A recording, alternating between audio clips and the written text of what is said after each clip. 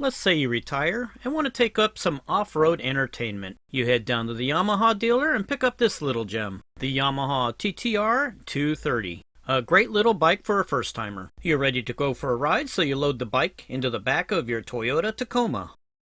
This is when you find out the engineers at Toyota probably never tied down a load in the back of a truck in their lives. They did actually provide 2 bed tie-down points at the rear of the truck. This is a good thing.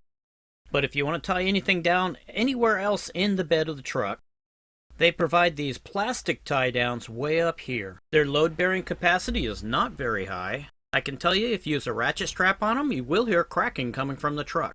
And they're absolutely useless for tying anything down that's not higher than the bed level. For example, slide some 2x4s onto the bed of the truck, then try to tie them down so they don't slide back and forth in the front of the truck.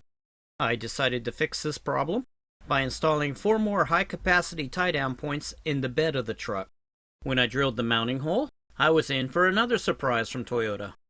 There is actually no steel in the bed of this truck. It's all plastic. Then to complicate matters even more, look underneath the truck. There's very few flat spots under there to mount some sort of supporting structure on. So when you push your mounting bolt through, install a washer and a nut, only the plastic on that little raised area is going to be supporting all of the stress of the hold down. My solution?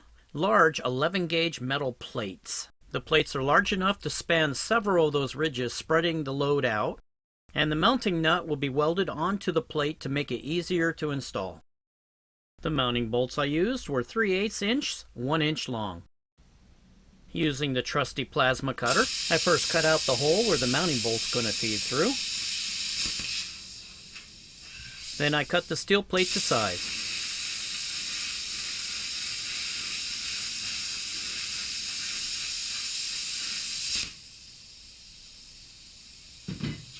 On the 2 forward mounting plates, since the hole in my metal plate is slightly larger than the hole in the truck bed, I wanted to make sure I welded that nut in exactly the right spot.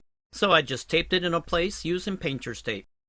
After you're all set up to weld, peel back just enough tape to allow you to make a tack weld.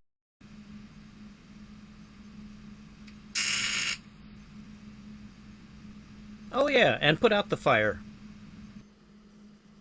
I put a temporary bolt to protect the threads on the nut and welded it in 3 different places.